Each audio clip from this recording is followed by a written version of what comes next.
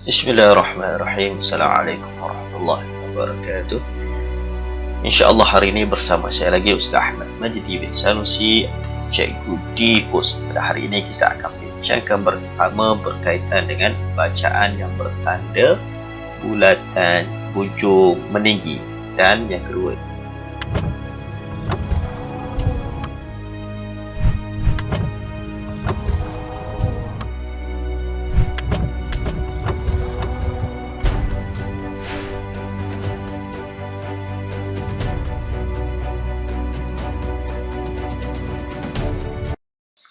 Bismillahirrahmanirrahim. Assalamualaikum warahmatullahi wabarakatuh.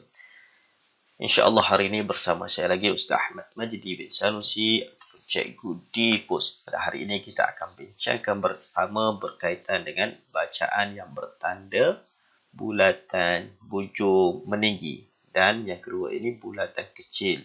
Dalam buku tajwid bahasa Melayu disebut macam tu.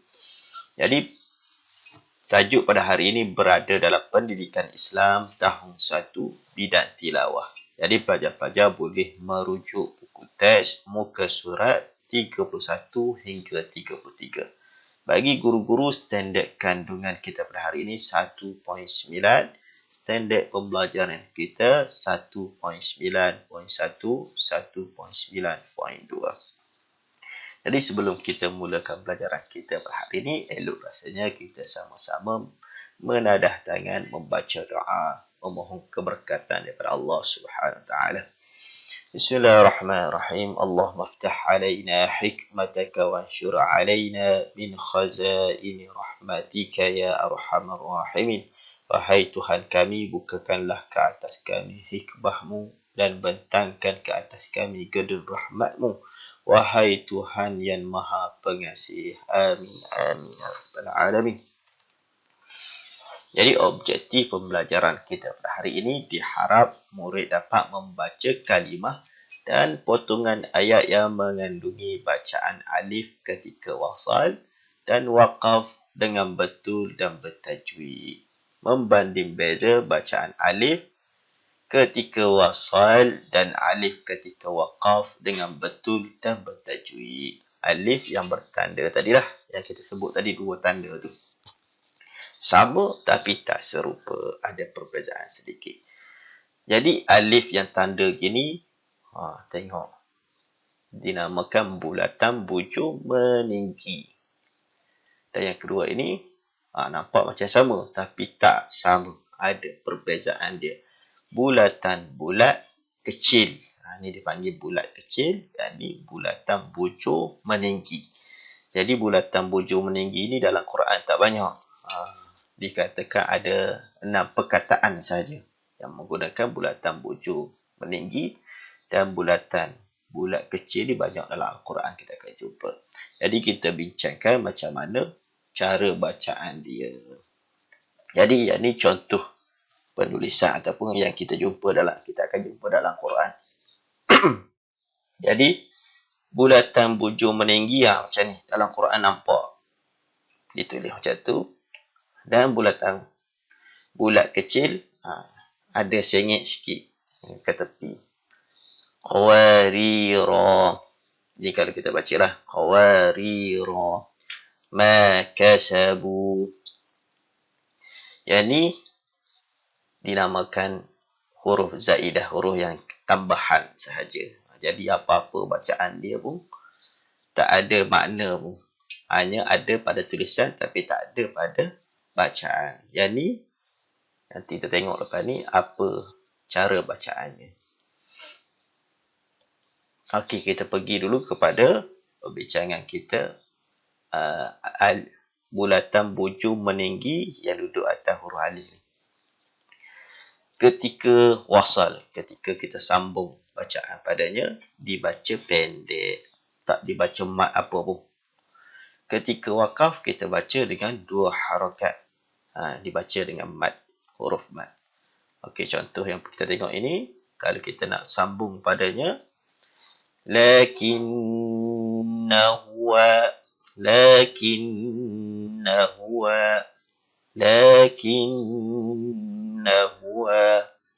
terusnya Kalau kita nak berhenti padanya, dibaca panjang 2 harakat. Lakinna, lakinna. Itu cara bacaan ketika wakaf. Yang ni pada tulisannya macam ni. Tulisannya macam ni. Pada bacaan kita, ini cara bacaan kita. Jadi seolah-olah tak ada pun alif sini. Kalau kita baca sambung. Lakinna huwa. Dalam tulisan ada. Tapi pada bacaan kita, seolah-olah alif tu tak ada. Jadi, kalau kita berhenti, alif ni berfungsi. Lakinna. Itu beza dia. Seterusnya, jom kita perhatikan dan bezakan cara bacaan. Jadi, kalau kita baca dulu, ikut Ustaz. Wa ata'na rasula wa qalu. Jadi, itu kalau kita berhenti padanya. Rasula. Tapi kalau kita nak sambung, wa ata'na rasula wa qalu. Sekali lagi, yang ni wasal. Wa ata'na rasula wa qalu. Jadi, langsung tak panjang sih.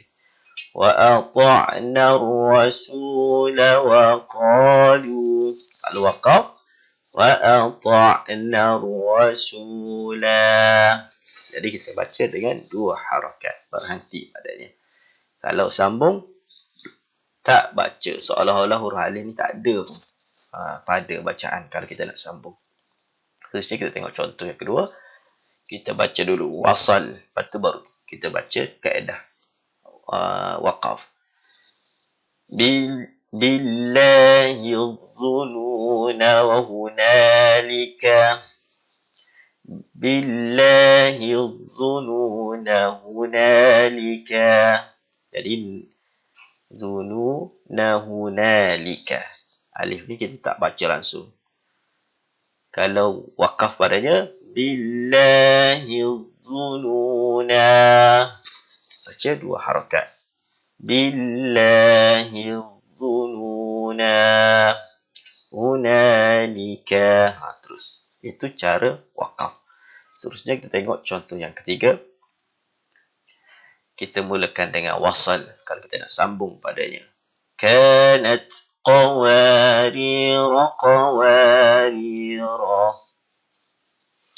Kanat qawarira qawarir. Ada orang baca macam tu. Sebab yang ni lain. Yang ni. Yang ni tanda yang kita akan belajar lepas ni. Jadi kalau contohlah ada orang nak berhenti sini. Sini, ro yang ni. Alif ni tak ada fungsi pun. Sekali lagi kalau nak berhenti sini. Kanat qawarira qawarir. Ada orang baca macam tu. Bagi membezakan yang ni dengan yang ni. Tapi kalau kita nak berhenti sini, lain pun bunyinya. Kanat qawarira. Kanat qawarira. Jadi alif ini berfungsi jadi huruf mat, 2 harakat. Kalau nak berhenti padanya, wakaf padanya. Tapi kalau sini nak wakaf tak akan sama dengan wakaf di sini. Qawarir. Contohlah. Jadi kita sambung. Kita tunjuk cara wasal, lepas tu kita tunjuk cara wakaf. Wala ana 'abidun ma 'abadtum. Dalam surah Qul ya ayyuhal kafirun. Yang tu kalau kita sambung. Wala ana 'abidun ma 'abadtum. Jadi di sini seolah-olah tak ada pun huruf alif. Tapi kalau kita berhenti, wala ana. Janganlah orang berhenti sini. Tapi dari segi hukumnya, kalau berhenti, dibaca dengan 2 harakat. Okey, itu perbincangan tentang bulatan bujur meninggi. Yang ni dinamakan dia bulatan bujur meninggi. dalam banyak buku tajwid bahasa Melayu ditulis macam itulah. Dan perbincangan ni sebenarnya masuk dalam ilmu dhab, penulisan Al-Quran, tanda-tanda dalam Al-Quran. Seterusnya kita tengok yang kedua, bulatan, bulat kecil. Ini dia macam sengit sikit. Sengit sikit. Miring-miring sikit. Bulatan, bulat kecil pada tulisan. Kita tengok ada di belakang. Pada bacaan dia, macam tiada. Memang tak ada pun. Bacaan dia, tak ada pun alif itu. Ini pada tulisan, pada bacaan dia, macam tu. Tak ada pun, seolah-olah tak wujud pun huruf alif itu. Sebab memang pun tak wujud. Dari segi ilmunya, hanya alif zaidah, alif tambahan. Okey, kita baca sama-sama. Utu. Jadi, itu pada tulisan, pada bacaannya begitu. Watawasaw. Watawasaw. Yang ni kalau nampak sangat, kita tak baca pun. Mi'ata, seolah macam ni je. Alif itu hanya tambahan. Dan kita tak ada pun bacaan padanya. Berhenti ke, pada wasal ke, yang tanda bulat kecil ni langsung kita tak baca. Berbeza dengan yang bulat, bujur meninggi tadi. Jadi jom kita baca contoh-contoh. Amanu wa amilu. Jadi panjang ni sebab ada huruf mat ni. Bukan sebab huruf alif ni. Ada huruf waw ni. Amanu wa amilu. Jom ikut Ustaz baca bersama. Ma kasabu. Ma kasabu. فليعبدوا ربه فليعبدوا ربه يتلو صحفا يؤمنوا بهذا وزلزلوا زلزالا. Jadi diingatkan kepada adik-adik, cuma ingat ini dia, tanda bulat ni dengan tanda bulat yang satu lagi tu. Setiap tanda itu ada makna dia, ada perbezaan dia. Aula azbahannah. Jadi terus masuk dia. Aula azbahannah. Terusnya yaghlibu mi'atain. Jadi yang ni. Yang ni takut kita tukar lagi, ada panjang ni.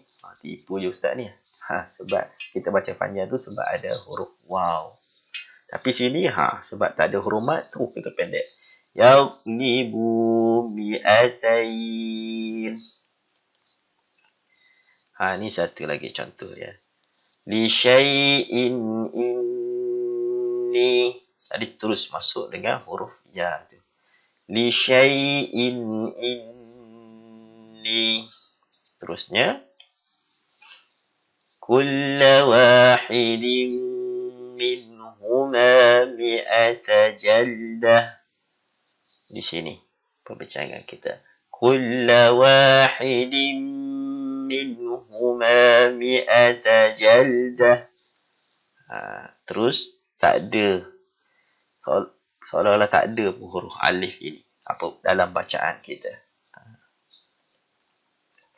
Fa'arsalnahu ila mi'ati alf. Fa'arsalnahu ila mi'ati alf.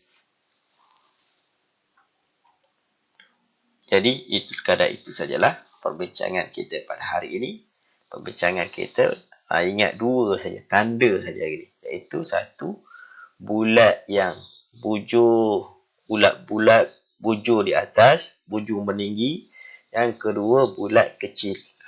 Nampak sama tapi berbeza dari segi bacaan dia. Jadi sekadar itulah perkongsian daripada saya. Ingat pesan saya selalu, jadikan Al-Quran sebagai bacaan harian kita.